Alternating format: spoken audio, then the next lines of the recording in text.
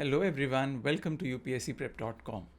My name is Nimish Kapur, and today we are going to look at a very interesting video, the strategy video of international relations for the civil service exam. Now, civil services exam, this international relations सबसे ज़्यादा ignored portion है. And why I'm saying this is because international relations fetches you a lot of marks, be it prelims, be it mains, and also your knowledge in this exam helps you a lot in interview. So let's look at how do we approach, what should be our strategy in terms of approaching international relations for this exam. So one of the misconceptions which is there, that international relation is only for mains. Well, certainly explicitly it is mentioned in GS2, yes, GS2 in mains, there's a significant portion which covers international relations. Absolutely fine.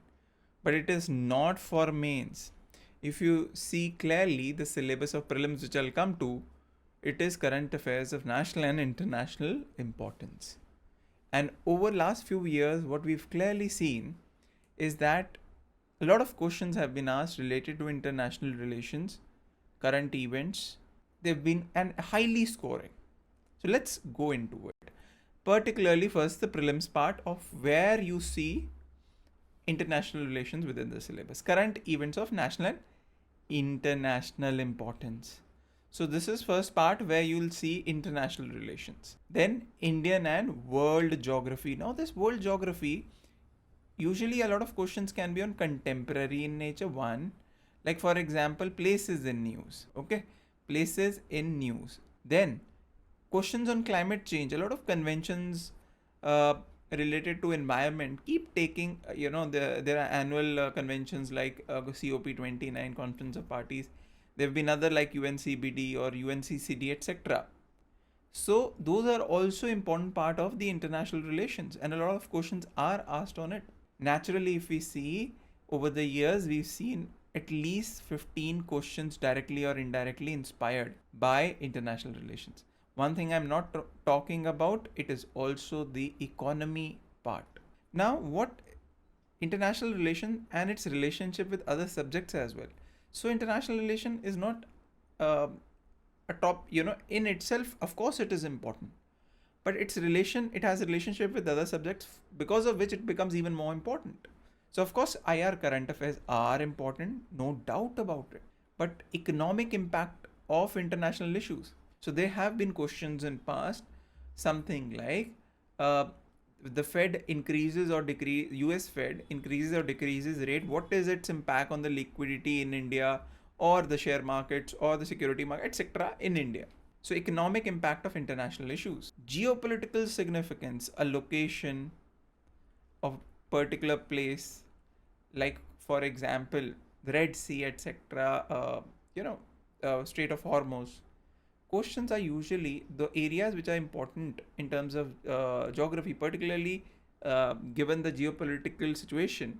Those geographies become important because of the international relevance. So geography and resources become important. Lithium is found in which part of the world? Because critical minerals have become very important. Cobalt, where? Every year you are seeing such questions, isn't it? Environmental diplomacy, which I just talked about, that has become a very important aspect. You have Conference of Parties under UNFCCC, you have, as I said, UNCBD, Montreal Protocol, etc. All this become important, a part of international relation itself, and environment and location-based geography. So as I said, that directly, indirectly, at least 15 plus questions in your prelims are being inspired by international relations. Now, what is the importance of international relations? Fairly, you've got an idea about the coverage it has. But now, with respect to its importance, it is very easy and scoring. There's always sense of unpredictability with some of the areas like science and technology, environment. But international relations, if you followed on a regular basis, it's one of the most easy and scoring portions in UPSC Civil Service Exam. But yet, it is the most neglected due to this misconception misconception that it is only and only relevant for mains. Every year, as I said, 10 to 15 questions every year, 20 to 30 marks. And you know, these 20 to 30 marks, how much difference they can make.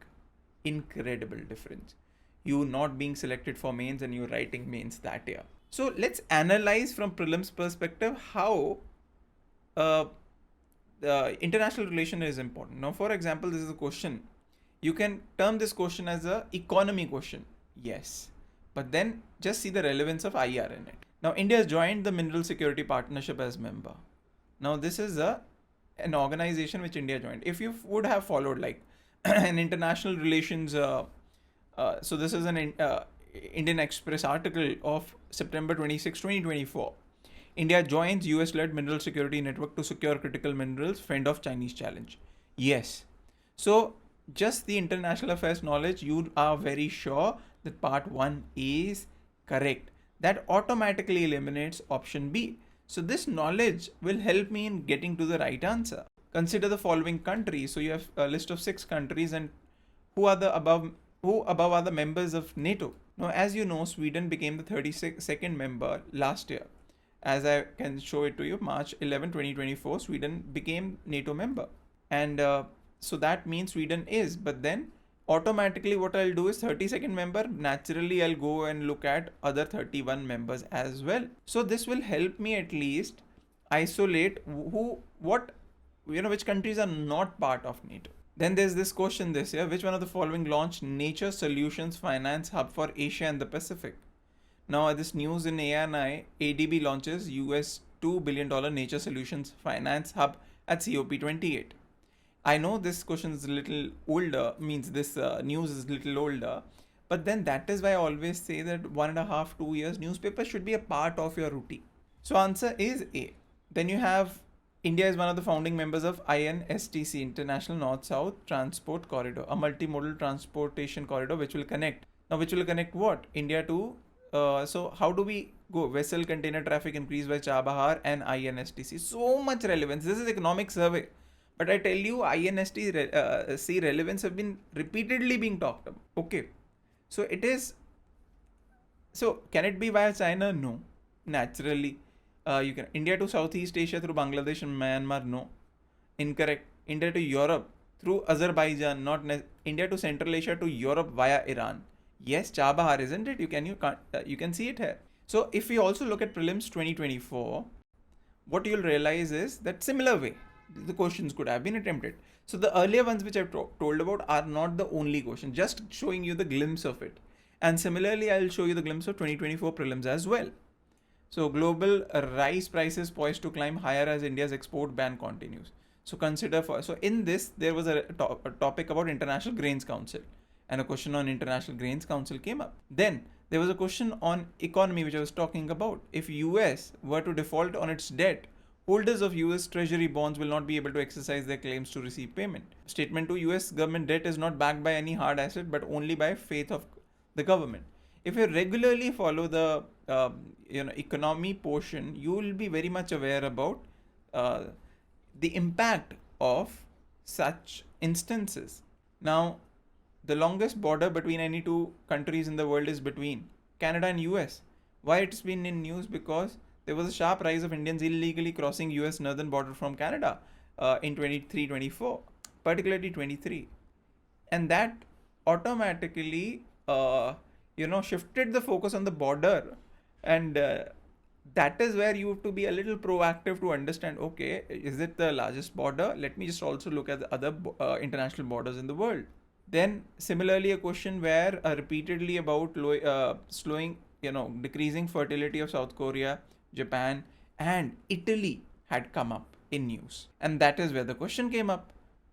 Now, if you just rely on the NCRT, that would have given you, yes, Japan is there, South Korea is there, but not about Italy. But in current scenario, it has. So it automatically 1, 2, and 4. Okay. Now we come to another question. Now this question is directly reason for being in news. Can you see it? Argentina, why it was in news? Sudan, why was it in news? Turkey, why was it in news?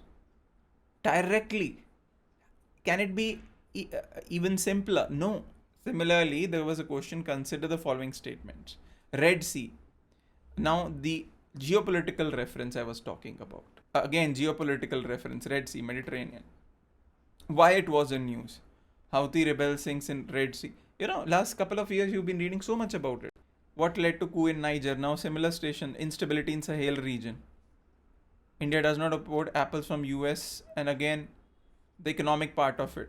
Just being aware will help you a lot in such. Just very easy to approach such questions thereafter. Similarly, so Apple's one, which I was talking about, the removal of additional retaliatory duties for import of US apples.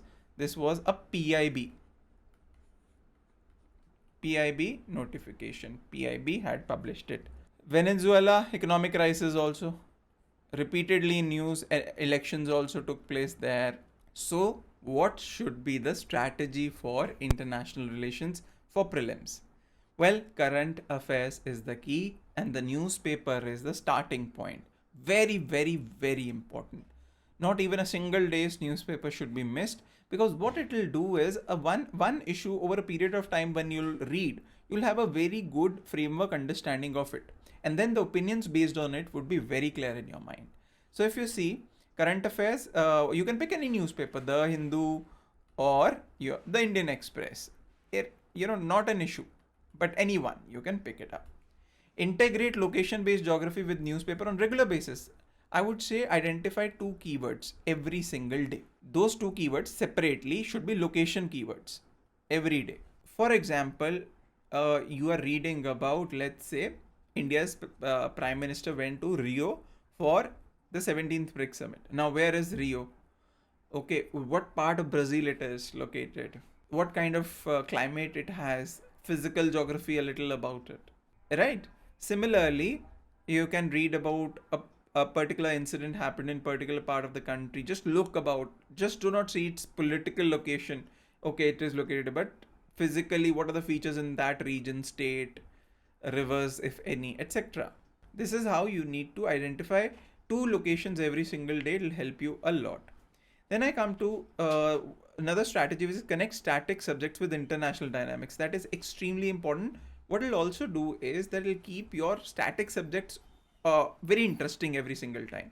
So if you're looking at economy and the monetary policy in India, but what international factors the monetary policy committee has factored in making that decision? Or if you're looking into environment, the climate change, what are the various international conventions and what have been the recent developments in it? This is how you need to connect. Supplement with monthly magazine or online content like ORF, etc., which I'll talk about also, that what resources you can use. Remember, prelims is not just a factual exam anymore. It's not a factual, it'll not throw things at you directly and say, oh, you know it or not. No, equally analytical in nature, and that is why prelims come mains is an integrated approach today. You cannot isolate, I'm doing it for prelims and I'm doing it for mains. Okay, so that is why one thing I'll focus on is that focusing on international relations, current affairs will give you the highest reward in prelims. Newspaper following a regular basis current affairs of international relations will give you rich dividends. Rest assured. Okay. So now let's look at how do we approach international relations for mains. Okay. First thing we look at is the syllabus. Now in GS2, the syllabus, it is part of General Studies paper 2.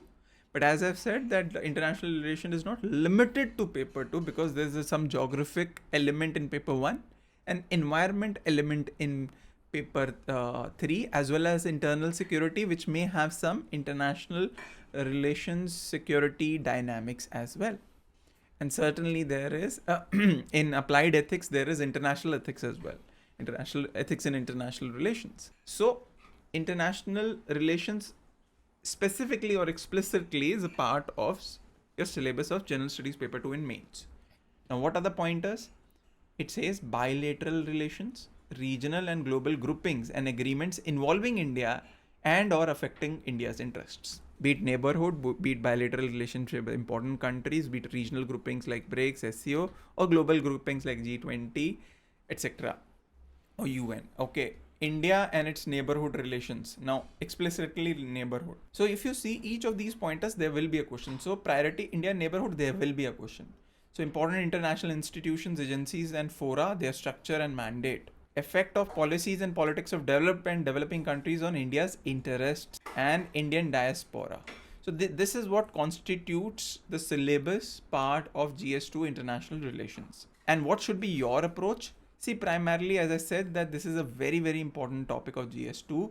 Nearly 100 marks off, 100 out of 250 of your GS2 is international relations. And importance of international relations is not just limited to mains. Mains, that is GS2, but also extends to essay. Of course, prelims we've talked about, and interview, which I have repeatedly emphasized. It is one of the most dynamic portions, current affair based portion of UPSC main syllabus. So the importance of regularly going through current affairs is more important from IR perspective, for particularly focusing on GS2. One needs to be constantly updated about recent developments. Very important. And as that is where again I am repeatedly pointing out, newspaper is the starting point, and then you can consolidate through what sources. I'll talk about it. One should avoid having superficial knowledge in IR. Oh, there was this thing happened 10 years ago. This is the history. But what is the current relevance? That is super important. It is important to master the basic concepts related to the syllabus before proceeding to current developments. So basic concepts could be historical relevance of the relationship, recent challenges, significance, geopolitical and otherwise, and then you look at the current dynamics of the relationship. Okay. So if you look at kind of resources or references you can use, so remember these are just share references. But I would say one of the things which we work highly on is our IR notes have all these elements, be it the background or dynamics as well as absolutely up to date current relevance of relationship, or be it organizations, what is its current relevance. So we cover it in holistically. But if we want to go into background of things, so there are books, Rajiv Sikri's Challenge and Strategy, Rethinking India's Foreign Policy. So on the other hand, you can have, so this is the old book, Pax Indica, very, very old book, Pax Indica by Shashi Tharoor. It's a 2012 book, so I won't give too much relevance to it today. But yes, I'll give relevance to two books, out of which one very, very important. So there is this India Way by Dr. S. Shankar. It's a good book, but then it's again an early 2020 edition. So some of the things, because as I said, the subject is highly dynamic. That is where I put Why Bharat Matters by Dr. S. Shankar as highly relevant, because it's a 2024, early 24 book, and still gives you a very up-to-date picture of India's foreign affairs, relations, and its foreign policy. Then there are some excellent to cover dynamic and current part. So Ministry of External Affairs website is there. Very nice, which I believe even Neela ma'am would have told you. MyGov Bharat Matters is a very good small magazine monthly which comes on MyGov website. Think tanks like ITSA, ORF, Brookings India, they come out with their articles, relevant study, very good. Newspapers, of course, most important. Magazines can be used, Frontline, Foreign Affairs, Economist, but Foreign Affairs, Economist can be biased in nature. Yojana issues related to international relations, Sansad TV debates, India's world is often, this is one which will help you. So these are some of the reference resources you can use for international relations. So what is our approach? Our approach, we start from basic understanding, absolute basic, historical background of relationship with another country. Then we go into current dynamics, challenges, state of relationship. Thereafter, we understand the way forward of what can be future challenges, what can happen. Wherever necessary, we've added nations map for dealing with questions on location-based geography, which are majorly being asked in prelims lately. Okay. So finally, so this is how we approach international relations. So our UPSC Essential course is started. It's running. July refresher batch also is, admissions are going on. And in this course, a lot of relevance will be paid on international relations, making sure not just for prelims, mains, but for prelims also. You will have significant, advantage in this subject. So do have a look at UPSC Essential course with one-to-one mentorship for 3 years and 3 years content. You can see, and it's one of the best courses. You can also see the feedback of the students who are part of it. So this was with respect to international relations, the subject strategy, and hope to see you in the classroom, and otherwise also we'll remain connected for in future whatever new strategy videos you want to see. Do come back to upscprep.com. Thank you and see you.